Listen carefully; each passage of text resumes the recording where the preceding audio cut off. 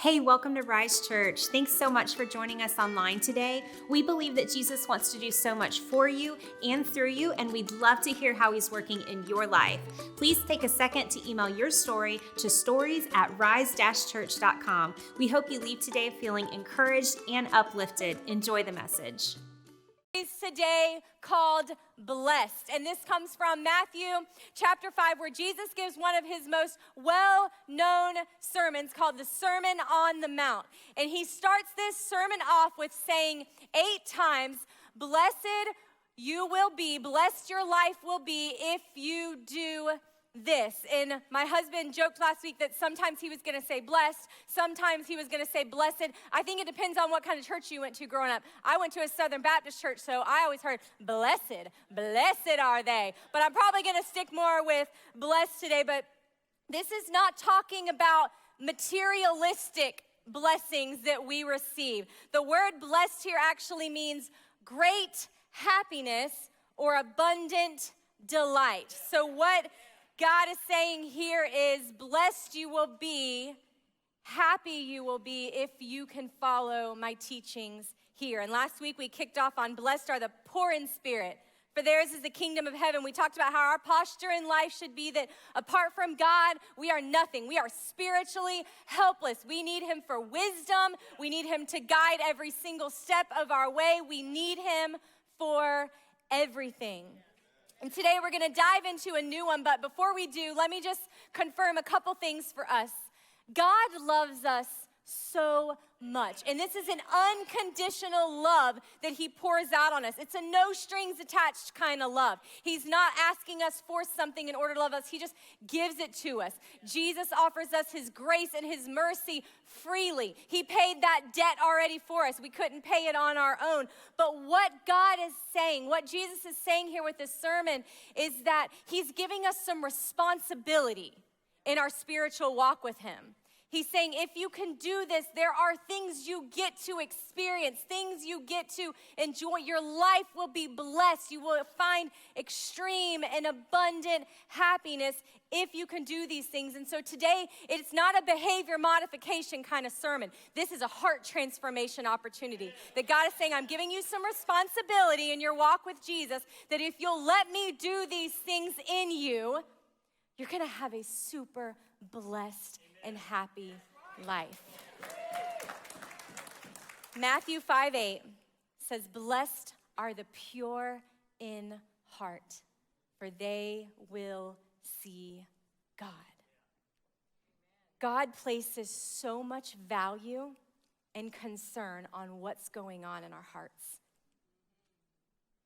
In the book of Samuel, the Lord is leading Samuel to choose a new king over Israel. Saul has been rejected as king, and so it is Samuel's responsibility to find and anoint a new king. And so the Lord is leading him to travel to Bethlehem, to the house of Jesse, who has many sons. And the Lord reminds Samuel here, as he's meeting each son, what he's concerned about for the future king. In 1 Samuel 16:7, it says, the Lord does not look at the things people look at. People look at the outward appearance, but the Lord looks at the heart. And so he goes on to choose David as the future king. And the Bible actually says that David was known to be a man after God's heart.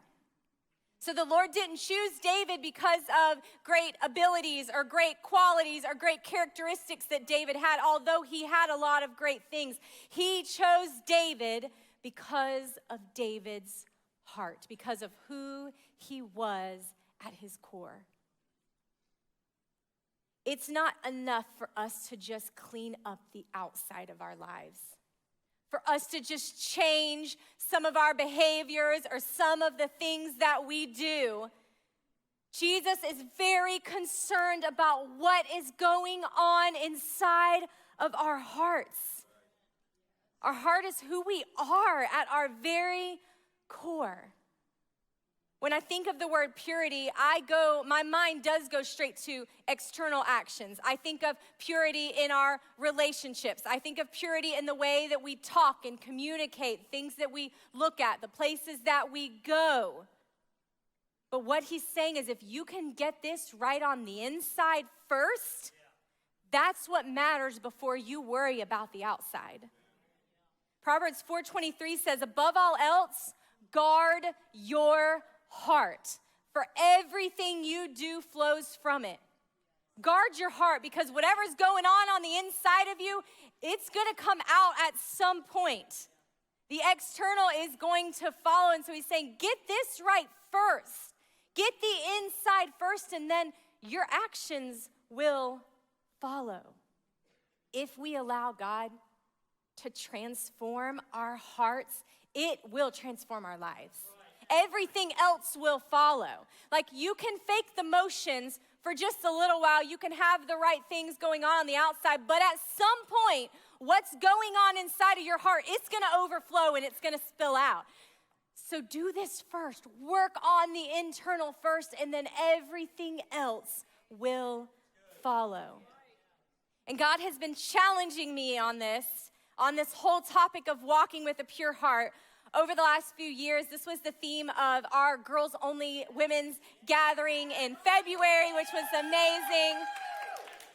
And so don't you know, when God is trying to lead you in something, when he's trying to stretch you in an area of your life, it feels like every time you turn around, there's something going on in that topic. He's just like, I am trying to hammer this home. And he made it abundantly clear, Rebecca, I care about your heart.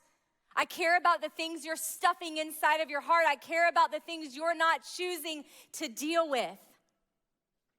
And so it has felt like over the last few years that he has truly tested my heart in this area.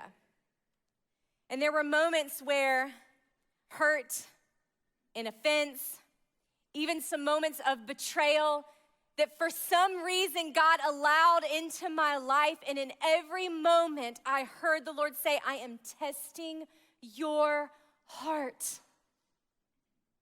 I am testing what's going on in your heart. And in all of those moments, like, we have an opportunity.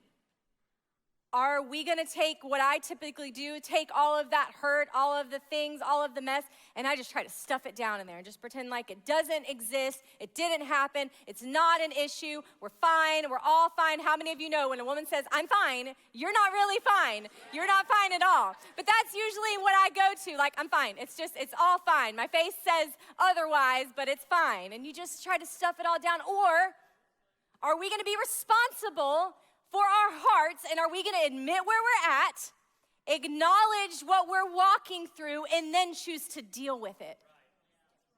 And then choose to take some responsibility for our hearts.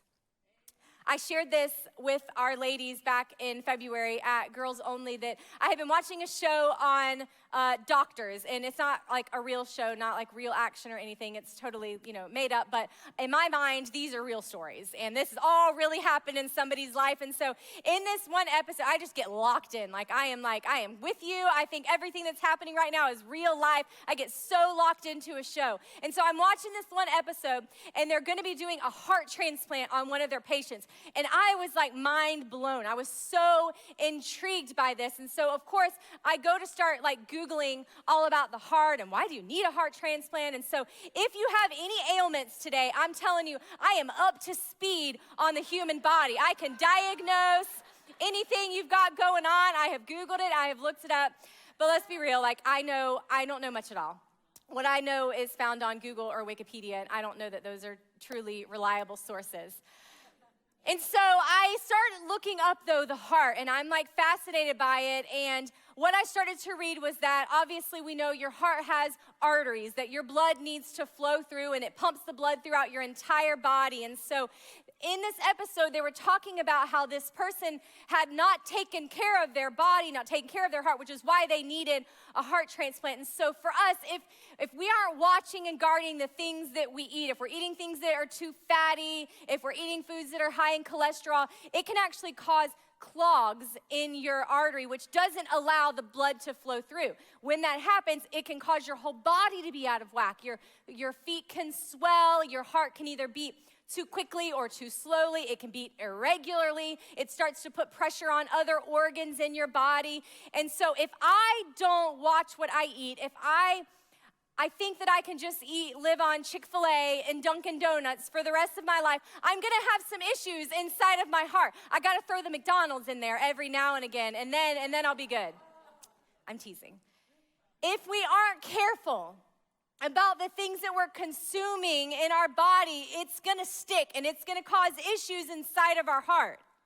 And then our entire body is not going to function properly. The same is true for our spiritual hearts. If we are not guarding our heart, if we are not aware of the things that we are allowing into our lives, they are going to stick, they are going to stay, and before we know it, our entire spiritual walk is off. Let's look at this image here. This is an unhealthy heart versus a pure heart. And so sometimes it can start really small. And maybe it's just this little hurt feeling down here, and it's there, and it's real, and it's valid, and it mattered, but you don't deal with it, and so it just stays there. And then often it can turn into sin because it turns into bitterness or into anger. And then it just piles on, and then the next time somebody says something to you that hurts you, it just piles back on, and it just grows and grows and grows. And then before we know it, we're like, why do I have this anger issue? I'm angry at everybody all the time, and I'm prideful because I think I'm right every single day. And then we're starting to feel super anxious all the time, and before we know it, our heart starts to feel full of all of this. Blessed are the pure in heart. This is the goal.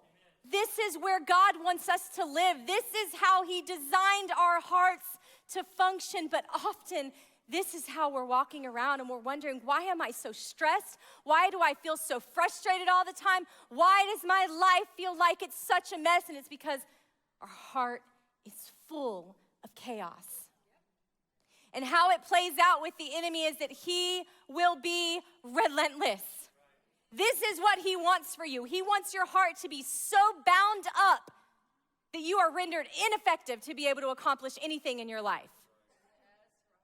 But how it can be and how it can go with God is completely different. The enemy's gonna come and he's just gonna attack it over and over and over again. He's gonna dagger that knife into those wounds again and again and again. But it does not have to play out that way with God. In Psalm 139, David says, "Search me, God, and know my heart. Test me and know my anxious thoughts. See if there is any offensive way in me, and lead me in the way everlasting."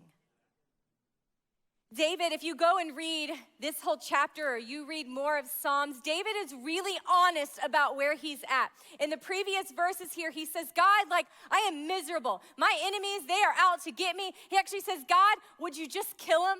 Would you just slay them all? And then he says, oh, but God, would you search my heart? He began to take responsibility for what was going on inside of his heart. Throughout David's life, he was hunted by Saul, and he loved Saul. Saul cared for him, but Saul had so much insecurity and so much jealousy against David. He actually decides he's just gonna kill David, and he is hunting him throughout a good part of David's life. This was the ultimate betrayal for David because he cared for Saul, yet Saul wanted him dead. And there was opportunity, there was temptation around every corner for David to just do the same for Saul. There were moments where David was right there, where he could have just taken out Saul, where he could have ended his life, yet this was where David sat in his heart. God, this is how I feel. It's real and it matters, but God, would you search and know my heart? Would you test my heart? David's legacy that he left behind was that he was a man after God's heart, because this was his constant cry. Because this was the posture he chose to live his life. It wasn't because his life was easy. It wasn't because he wasn't walking through hard seasons, but it was because his heart remained pure. When we surrender our hearts to the Lord, when we allow him to purify us, he does more with our lives than we ever could, more than we could even ever imagine. So when we say, God, I give it to you, and I trust you with the results. A few years ago, someone that I love said some hurtful things, and if I told you what they said about me, you probably wouldn't believe it. You would be floored. They said they didn't like my hair, and I was crushed. I'm teasing. That's not what they said. Had nothing to do with the hair, although that would be really hurtful, right? Come on, break a girl down, criticize her hair. No, it had nothing to do with that. We're gonna start rumors here. It had nothing to do with that. They said some hurtful things, though, about my leadership. We don't need to go into the details, but I walked away from the conversation realizing they didn't believe in my leadership, and they actually were questioning my calling. And I remember walking away thinking like, oh gosh, like they don't think I should be doing this. They don't think I should be in this position. Like Adam's fine, but Rebecca, you gotta go. And I remember like I walked out of that meeting and I went to my husband and I just buried my head in his chest and just cried and cried and cried. Like it was so hurtful. I felt like I had just had a knife stabbed in my heart again and again and again. Now I was able to work through that part. I know my calling. It doesn't come from a person. It comes from God. I don't need somebody to come and affirm that to me. I love you guys, and I love when you affirm and you speak great things into our life, but that's not what we need at the end of the day. We just need to hear from the Lord. And so I was able to work through that. And I was able to say, God, I know what you say about me. I know who you called me to be. I'm good. What I struggled to work through was offering forgiveness. Because I did it once, I was like, I forgive them. I don't want to dwell on this anymore. Like, let's just go. Let's move on. But sometimes that's a constant thing that we have to do. It's something we have to revisit again and again, and I kind of got tired of revisiting it. And what started to happen was every time I saw that person or I came across them on social media, it was like that knife just hit that wound again and again and again, and I didn't continue to walk through offering forgiveness, and instead it started to turn to bitterness. And so what started as a valid hurt feeling that I didn't do anything to deserve, that was validated. But because I didn't continue to offer it to the Lord, it then turned to sin. And so I can get up here on stage and say, offer forgiveness, it's poison, you need to give it to other people, but it's really hard when you're walking it out, when it's played out in real life in your life. It gets really difficult. And so when I would run into that person or see them, I just wanted to trip them in the parking lot. And I didn't, I promise you. I was really close, but I didn't. But sometimes it's a continual thing that we have to offer to the Lord, because if not, what started to happen in my life is there started to get to be this little block between me and God. And God's like, Rebecca, I'm calling you to this. And I'm like, I don't know if I can do that. And I kept running back to that moment and replaying that scenario again and again in my head and listening to those words. Do you remember when they said that? Like, do you think that? And again and again and again. And God's like, I've got more in store for you, but you can't go there until you deal with this. Until you let me walk you through this process. So it might start really small, but if we don't deal with it, our hearts then become impure. And there's this block between us and the Lord. If we don't allow God to purify our hearts, like we will not experience every level of who he is. We won't get to experience every level of his grace. We won't get to experience everything that he has to offer us. We won't always get to feel and experience his love, because there's a disconnection between our heart and between God's heart. It's this sin that just will continually separate us. David got to see and experience God in so many ways. Saul missed out. Two men here, both with great qualities, both with great capabilities, with opportunities presented before them. One was willing to give their heart to the Lord. The other kept their heart bound in their sin, and he missed out. 1 Samuel 16:14 says, now the Spirit of the Lord had departed from Saul, and an evil spirit from the Lord tormented him. Saul sacrificed because he was not willing to surrender his heart and his sin and his hurt to the Lord. In the book of Matthew, Jesus is talking to a group of religious people, and they were trying to trip Jesus up. They were trying to get him to say something that he shouldn't have said, or try to get him like trapped in some sort of lie, and Jesus, he's amazing. And they ask him this question. They're like, we got him right now. We're gonna ask him this question, and he's not gonna know how to respond. And Jesus is like, I got you. I know exactly what I'm doing here. And so they say, teacher, which is the greatest commandment in the law? And Jesus replied, love the Lord your God with all your heart and with all your soul and with all your mind. Jesus is like, I know exactly which is the most important here. I need you to love me with all your heart. Not just the pieces that you want. I need all of your heart. He is commanding our entire heart here. Even those messy, broken pieces that you hope nobody will ever figure out. Even the areas that you've been holding on to for so long. We can only love him with our whole heart when we are constantly surrendering it over to him. Saying, God, here it all is. And it might not always be something big. We talked about that before. Sometimes it can just be these small things that God's just saying, I'm asking you to stop watching, to stop looking, to watch these small things because they can grow to something greater.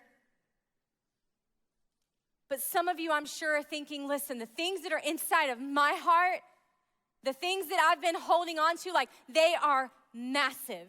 And I don't know where to start. I don't know what step to take next because it just feels too big.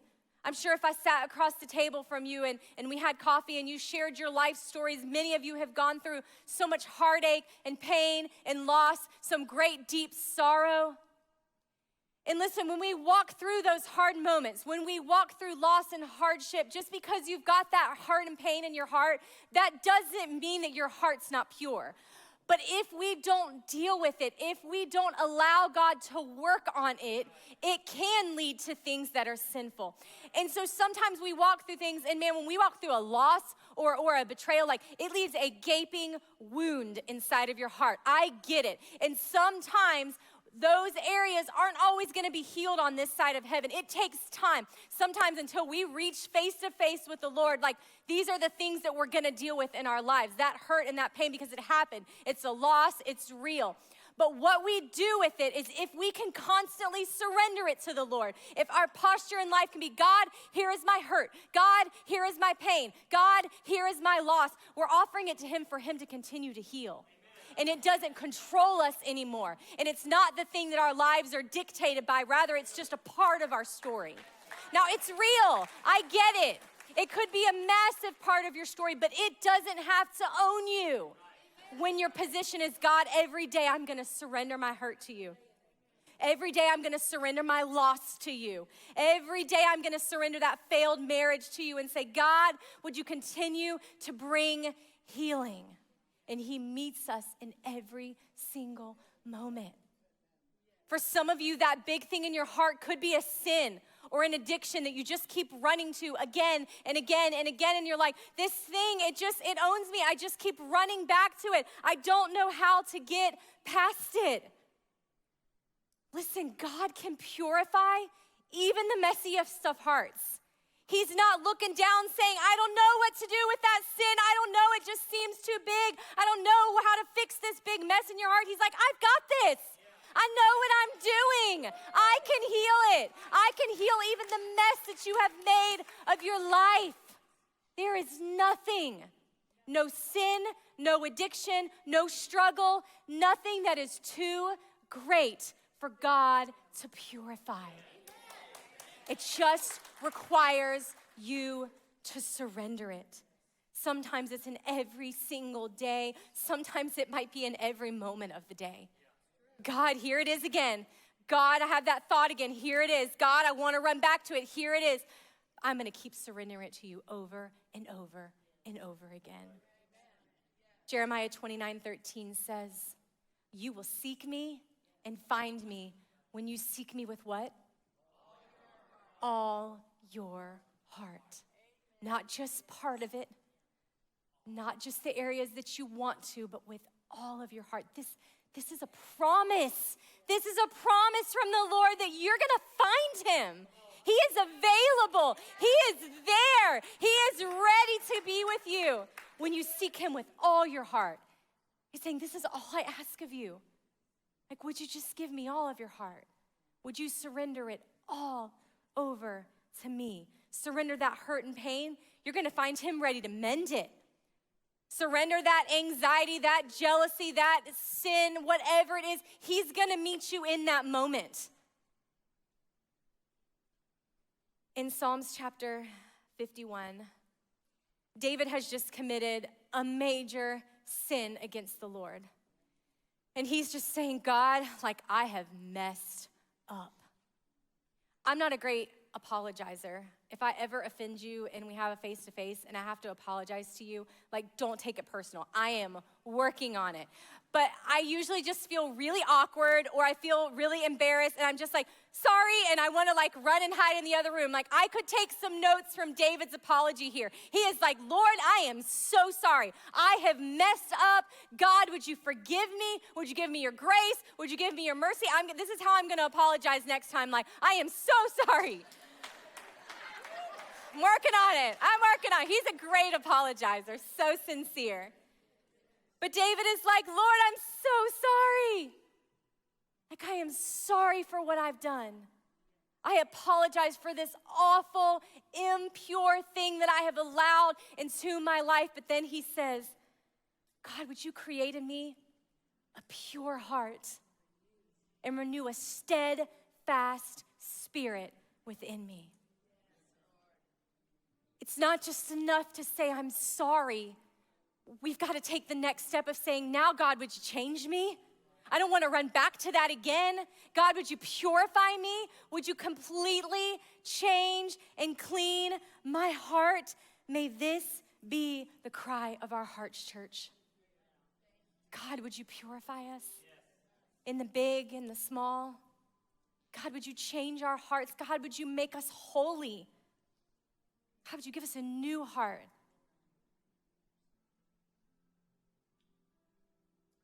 Jesus did not come into this world to die a brutal death on the cross just to break some bad habits of ours. So much bigger than that. He came because he knew the mess we were gonna make. He knew the sins that we were gonna run to. He knew the struggles that we were gonna have. He knew all the hurt feelings that we were gonna hold, all the offense and all the bitterness. He didn't come to break bad habits. He came because our hearts were a mess and he knew he was the only one that could purify them. He knew he was the only one that could give us access to a holy God. He knew first we had to be made pure. First we had to be made right so that then we could have a relationship with a holy God. And I'm convinced that some of us,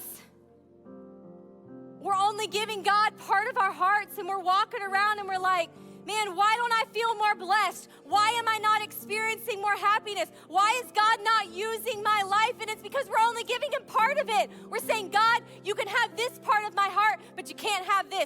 God, I'll surrender this little area over here, but I'm not surrendering this sin to you. Not yet, it's too fun. God, I'll surrender this hurt feeling, but I'm justified in this one over here. And God's like, that's not how it works.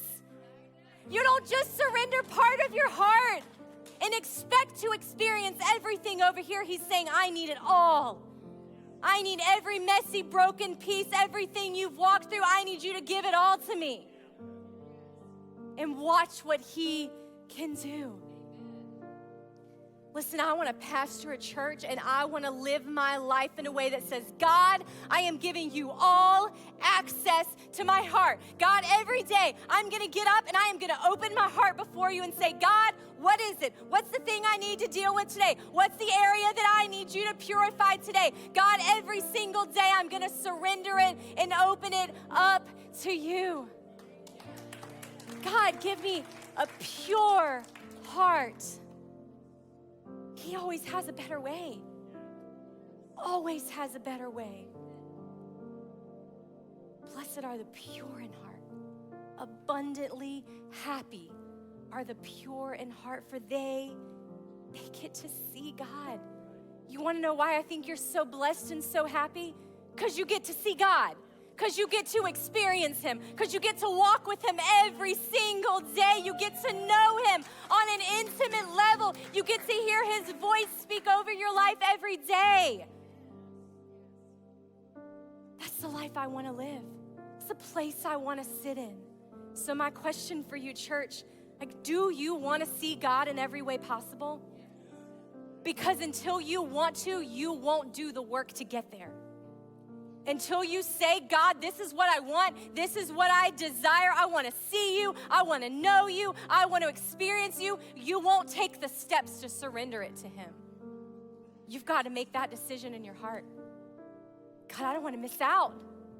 God, I don't want to be Saul at the end of my life that missed out on getting to see and experience everything that God could offer my life.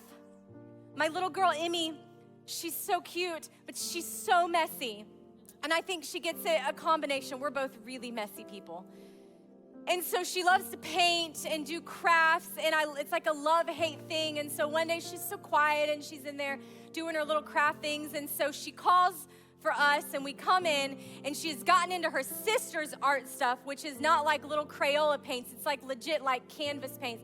And she had dropped this jar of paint, and it was everywhere. There was green paint on the cabinets, on my beautiful table, on the chairs, on her, on the floor. And she had grabbed a bunch of paper towels and tried to wipe it up, and she had just smeared it everywhere. And so I walk in, and I'm just like, throw it all away. Just throw the whole kitchen away. Like, it's pointless. There's no way. This is not washable paint. And so, we're down there pouring whatever we can. I'm thinking my cabinets are stained forever. I really have been wanting a new kitchen. So I'm like, well, there we go. I got a new kitchen. And so we are scrubbing and scrubbing. We're trying to clean it all up. Listen, some of you, this is what you're doing with your life. You've got all these issues in your heart, and it just feels like such a big mess. You're like, I don't know what to do. I don't know where to start. And you've been trying to clean it all up on your own, and God's like, would you just come to me? Like, Emmy called her parents. Why? Because she knew she couldn't do it on her own. She knew she was going to just keep making a bigger mess of it on her own. You need to run to your Father. You need to run to the one that's saying, that mess in your heart, that's not too big for me. The things you're trying to hide in your life, like, he's like, I already know all the things you're struggling with, and he's still calling you home. Just stand up on your feet, Rise Church. I believe that some of you in this place need to run to your Father today. This altar is open down here for you to come and just say, God, I'm going to come and lay it all on the altar this morning. What I walked in here with, I don't want to walk out with any longer. I want to leave it here. I want to surrender it to him. And when you do that, watch what only he can do. I'm going to invite the band to come up, and I'm going to pray for you. And if you would like... Thanks for watching today. If you'd like to continue the conversation, you can like us on Facebook or follow us on Instagram. And if we've impacted you in any way and you'd love to support all that God is doing in this place, you can go to our website, rise-church.com/give, and select the best option that suits you. Thank you so much for joining us, and we'll see you next week, Rise Church.